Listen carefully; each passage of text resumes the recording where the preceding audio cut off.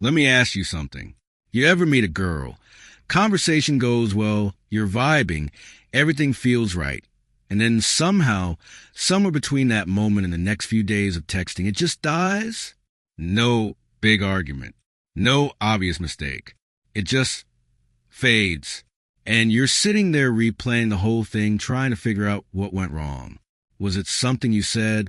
Did you text too much? Not enough? Did you come on too strong? Were you too chill? Bro, I've been there. Most guys have. Here's the thing. You probably didn't do anything dramatically wrong. What happened is more subtle than that. There are specific psychological forces that either build attraction or kill it quietly. And most guys have no idea they're working against themselves every single day. So today I'm going to break down 5 psychological tricks, and I'm calling them tricks, but they're really just truths. Things that, once you understand them, you'll never look at attraction the same way again. Pay attention. This is the stuff that actually moves the needle. Number 1, slow down your responses, physical and verbal. Here's a quick scenario. You're talking to a girl you like. She says something. What do? Most guys immediately respond. Fast, like they've been waiting for the chance. The words are already coming out before she even finishes her sentence. And in texting, they reply in 30 seconds flat. I get it. You're engaged. You're interested. But here's what she's actually reading from that energy: desperation. Not intentional desperation, but the vibe of a man who's been waiting, hoping, a little bit anxious. Now think about a man who's truly confident, truly comfortable in himself. Does he rush to respond? No. He takes a breath. He considers. He speaks when he's ready, not when he feels pressure to fill the silence. That pause, that microsecond of stillness before you respond, that communicates more confidence than anything you could actually say. In person, slow your speech down slightly. Don't race through your sentences like you're scared she'll lose interest. Hold eye contact a beat longer than feels comfortable. Let silences breathe. Men who are uncomfortable with silence are men who need validation to feel okay. And she can feel that. In texting, you don't need to play games. You're not waiting 6 hours on purpose. But you're also not dropping everything to respond the second your phone buzzes. Reply when it's natural for you, when you're done with what you're doing. The masculine takeaway here is simple. A man with a life doesn't react on command. Slow down. The pace at which you move communicates the pace of your internal world. Calm pace, calm man. And calm men are attractive. Number 2, stop explaining yourself. This one is huge. And it's subtle enough that most guys never catch it. You make a plan. Hey, want to grab coffee Saturday? She says she's busy. What do most guys do? They start explaining. Oh, no worries. I just thought it'd be cool since we were talking about that place. I figured maybe, we don't have to. I just thought. Stop. Just stop right there. Every time you over-explain yourself, you are essentially saying, I need you to be okay with what I just said. You are seeking approval. And approval seeking is one of the fastest ways to kill attraction because it puts her in the position of judging you, and it puts you in the position of hoping to pass. Listen, you don't need a reason for your decisions. You don't need to justify your plans. You don't need to make her comfortable with your confidence. A man who asks a woman out and then gets rejected doesn't spiral into a 4-message explanation. He says, no worries, some other time, and means it, not as a manipulation tactic, but because he genuinely is okay either way. That's the energy. I'm offering something. You either want it or you don't. I'm not going to convince you or apologize for the offer. Think about the men in your life who command respect. Do they constantly explain themselves? Do they justify their choices to everyone around them? No. They move. They decide. They act. The masculine takeaway. Say what you mean, do what you feel is right, and let it stand. If she's confused, she can ask. You don't owe anyone a defense for just being yourself. Number 3, let her feel your world, not just your interest in hers. Here's a mistake I see guys make constantly, especially early in getting to know someone. They go full interview mode. Questions, questions, questions. Where are you from? What do you do? What kind of music do you like? Have you seen the show? And on the surface, isn't that good? Aren't you showing interest? Sort of.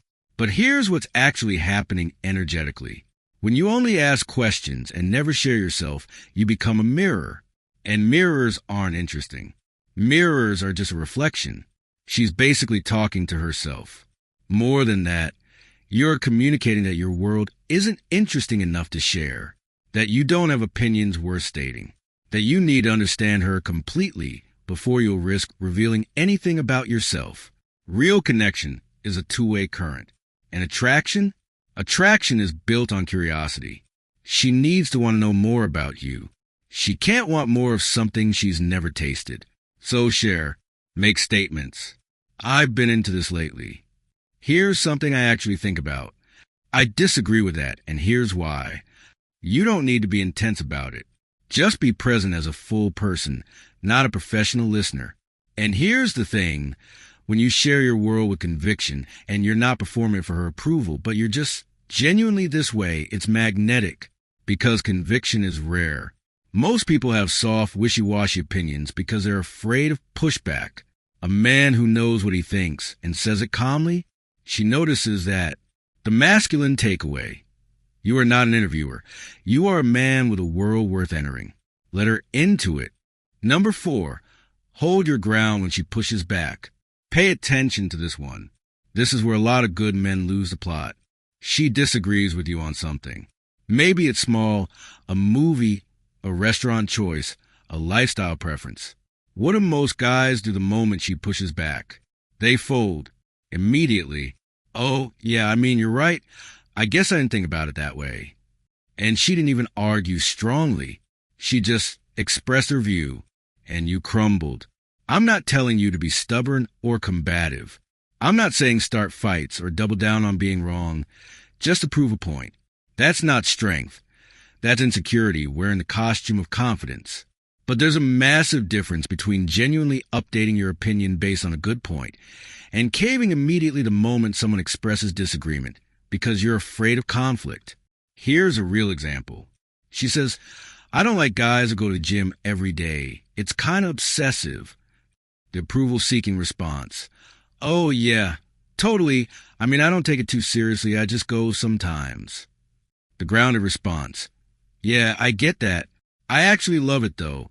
It's where I clear my head. Not everyone has to get it. See the difference? You're not attacking her view. You're not dismissing her. You're just not abandoning yourself to make her comfortable. You have a perspective. You own it. And then you move on without making it a big deal. That kind of calm groundedness. The ability to disagree without tension, without aggression, without needing resolution. It communicates something very deep about you. It says, I know who I am, and I don't need you to validate it. The masculine takeaway. Your value is not up for debate. Hear people out. Update your views when logic demands it. But stop letting her mood or mild disapproval reset who you are. Number 5. This is the one most guys completely miss. All right, we're at 5. And I want you to really sit with this one, because this is a thing I don't see talk about enough. Create space. Deliberately. Here's what I mean. When things are going well with someone, the instinct is to maximize it. See her more. Text more. Be more available. Because it's good, right?